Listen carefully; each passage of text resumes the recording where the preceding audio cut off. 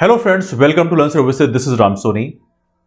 आज हम बहुत ही इंपॉर्टेंट टॉपिक के बारे में डिस्कस करने वाले हैं। आपने ज्योग्राफी में आमतौर पर हॉर्न ऑफ द अफ्रीका के बारे में खूब सुना होगा, लेकिन हॉर्न ऑफ द अफ्रीका इस समय काफी न्यूज में है बिकॉज चीन यहां पर अपना दूत नियुक्त करने की तैयारी में है। चीन ने प्रॉपर तरीके से अनाउंसमेंट कर दिया है कि हम यहां पर अपना एक दूत नियुक्त करेंगे properly horn of the Africa reason के लिए।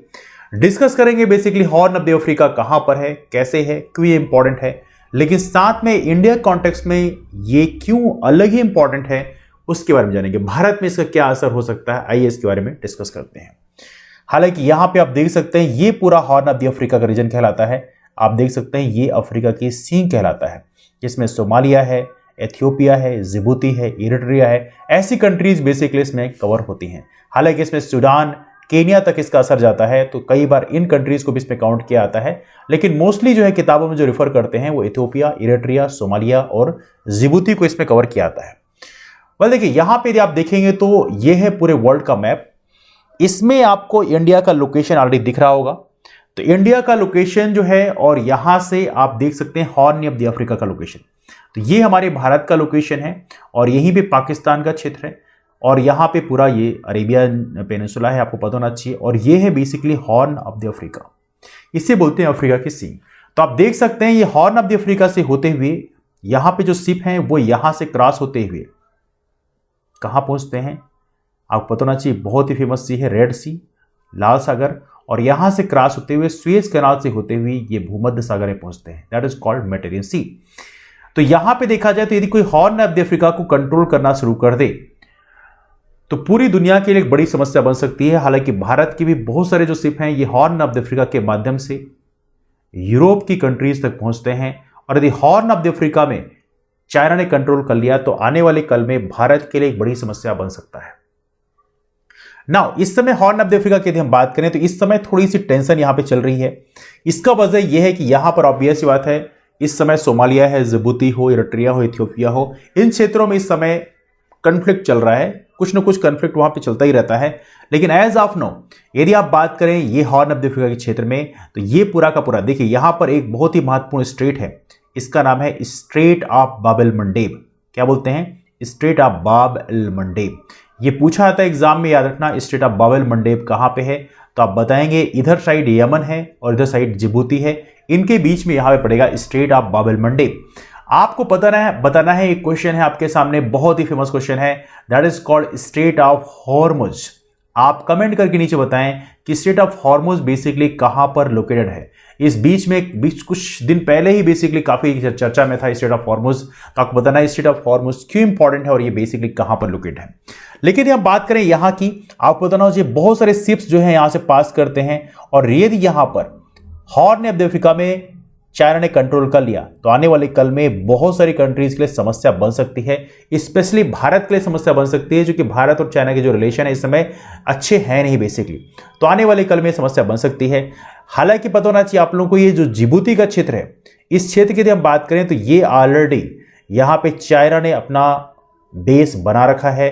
चाइना ने जिबूती में प्रॉपर तरीके से अपना एक मिलिट्री बेस बना रखा है, जो अपने आप में एक बड़ी समस्या है। लेकिन पूरे हॉर्न ऑफ द अफ्रीका को चाइना इन्फ्लुएंस करने लग जाए तो ये आने वाले कल में ना सिर्फ भारत के लिए बल्कि यूरोपियन कंट्रीज और अमेरिका के लिए भी समस्या बन सकती है।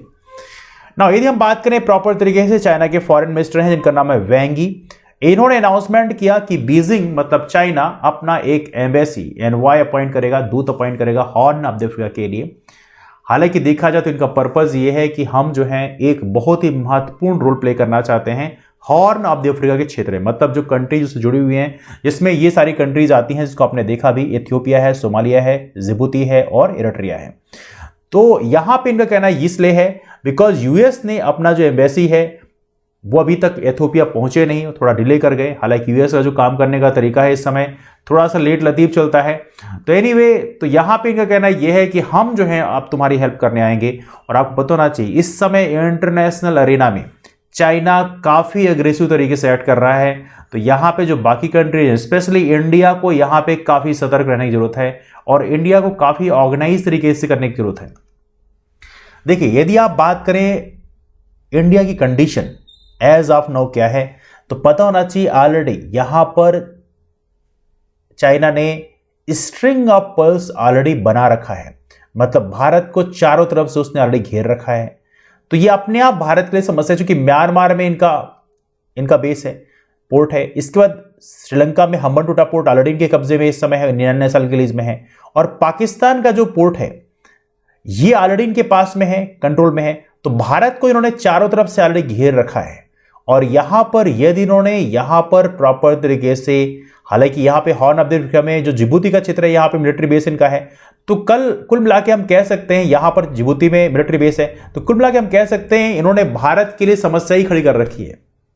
लेकिन आने वाले कल में यदि भारत ने अफ्रीका में, specially horn of the Africa में अपना इन्फ्लुएंस नहीं बढ़ाया है, तो हमारे लिए फिर से एक समस्या बन सकती है। एक्चुअली इस समय देखा है तो हमारी जो प्रायोरिटीज हैं इंटरनेशनल रिलेशन के लिए, वो हमें एक बार फिर से रिफॉर्म करने की जरूरत है। हमें चीज़ों को फिर से ऑर्गेनाइज, देखिए हम लोग क्या है अक्सर पाकिस्तान का गाना गा रहे होते हैं, लेकिन बेसिकली हमारे लिए रियल चैलेंज जो है वो है चाइना। और चाइना को काउंटर करने के लिए हमें और भी बड़ी स्ट्रेटेजीज को बनाना पड़ेगा, ज़्यादा बेहतर कोलैबोरेशन करने पड़ेंगे, ज़्यादा बेहतर कोऑर्डिनेशन करने पड़ेंगे, तब जाके हमें बेहतर रिजल्ट मिलेंगे। बीते कुछ सालों में हमने देखा है कि यहाँ पे हमारा जो कोऑर्डिनेशन है इतना अच्छा नहीं है जितना होना चाहिए था। हालांकि हमने प्रॉमिस किया था कि हम बहुत अच्छा करेंगे, सब कुछ अच्छा करेंगे, लेकिन उतना अच्छा हो नहीं पाया है। तो ये हमारे लिए एक समस्या की वजह है। Now look at this very important point जिसको हम डिस्कस कर रहे हैं, और वो ये है कि मिस्टर वैंग, जो कि इस समय चाइनीज फॉरेन मिनिस्टर हैं, ये 3 दिन के टूर में आए थे अफ्रीका में, और जहां पे इन्होंने प्रॉपर तरीके से सिक्योरिटी चैलेंजेस जो horn of the Africa reason की है उसके बारे में डिस्कस किया, और उन्होंने कहा कि हम आपकी परेशानी को सॉल्व करेंगे। हालांकि चाइना जब किसी कंट्री में परेशानी को सॉल्व करने जाता है तो वो कंट्री को बहुत दिक्कत हो जाती है। स्पेशली बीते कुछ दिनों में हमने देखा है, स्पेशली श्रीलंका की बात करें, श्रीलंका को इन्होंने हम्बनटोटा पोर्ट में खूब सारा पैसा दिया। इवन श्रीलंका में उन्होंने खूब सारे पैसे इंफ्रास्ट्रक्चर में खर्च किए, श्रीलंका ने खूब सारे पैसे ले भी लिए, लेकिन अनफॉर्चुनेटली श्रीलंका जो है अब वो ड्यू जो है, वो लोन का अमाउंट अब पे करने की कंडीशन में है नहीं। और इसके चलते श्रीलंका की कंडीशन है, उनके पास फॉरेक्स रिजर्व भी नहीं है, और इसके चलते श्रीलंका की जो कंडीशन है ऑलमोस्ट बैंक करप्ट होने की कगार में है। इस पे मैंने ऑलरेडी एक वीडियो बनाया है, यहां पे आई बटन में क्लिक करके आप देख सकते हैं। मैंने वीडियो बनाया कि चाइना इस समय श्रीलंका बैंक करप्ट होने की कगार में है, जो श्रीलंका की अर्थव्यवस्था के लिए एक बड़ा चैलेंज है। तो इसलिए किसी भी कंट्री में चाइना बहुत ज्यादा इन्वेस्टमेंट कर रहा है, मतलब उस कंट्री के हेड को सतर्क रहने की जरूरत है कि आप उतना ही लो, कहते ना, आप उतना ही पांव पसारो जितनी आपकी चादर है। अदरवाइज यदि आप पांव ज्यादा पसार दोगे तो आपको फिर दिक्कत हो जाएगी। तो यहां पे कंट्रीज से हेल्प लेना कोई बड़ी बात नहीं है, लोग लेते हैं, लेकिन आप उतनी हेल्प लो जितना आप चुका सको। यदि आपने उस ज्यादा हेल्प ले लिया तो आने वाले कल में आपके लिए खुद में एक समस्या बन सकती है। इवनली यही कंडीशन पाकिस्तान की भी है। पाकिस्तान ने बहुत सारी फंडिंग ले रखी है, और पाकिस्तान के सामने भी कुल मिला के लबल समस्या ऐसी है। हालांकि पाकिस्तान की इस तरह से क्रिटिसाइज नहीं कर रहा हूं, but I am saying this possibility for Pakistan as well, उनकी भी इकोनॉमिकल कंडीशन बहुत अच्छी है नहीं। चाइना की बात करें तो इन्होंने पहला अपना ओवरसीज मिलिट्री बेस जो है स्टार्ट किया था, कहां पे, जिबूती में। मैंने आपको बताया था हॉर्न ऑफ द अफ्रीका में है। Look at this one, very important. Djibouti कहां पे है, यह है जिबूती, और जिबूती का ये क्षेत्र है जहां पे इन्होंने प्रॉपर तरीके से अपना पहला मिलिट्री बेस स्टार्ट किया था। अब देखा जाए तो ये कब स्टार्ट किया था, ये किया था 1 अगस्त 2017 को, और देखा तो पीपल्स लिबरेशन ऑफ आर्मी का ये 90th फाउंडिंग डे था, जिस दिन उन्होंने यहां पर जिबूती में अपना पहला मिलिट्री बेस स्टार्ट किया था। हालांकि पता होना चाहिए, जो यूरोपियन कंट्री में स्पेशली फ्रांस की बात करें, अमेरिका की बात करें, ये कंट्रीज के बहुत सारे मिलिट्री बेस जो हैं इंडियन ओशन में भी हैं, पैसिफिक ओशन में भी हैं, जगह जगह है। लेकिन चाइना हो, इंडिया हो, ऐसी कंट्रीज के लिए मिलिट्री बेस तैयार करना थोड़ा सा अलग है, बिकॉज इनका जो कल्चर है वो एम्पायर बनाने का जो कल्चर था वो पहले नहीं था। एनीवे, यदि हम बात करें जिबूती में ऑलरेडी इनके पास बेस है, तो एक प्रकार से काफी स्ट्रेटेजिक पोजीशन में यहां पर ऑलरेडी लोकेटेड है, आपको पता होना चाहिए, और इंडियन ओशन के नॉर्थ वेस्टर्न एज में है।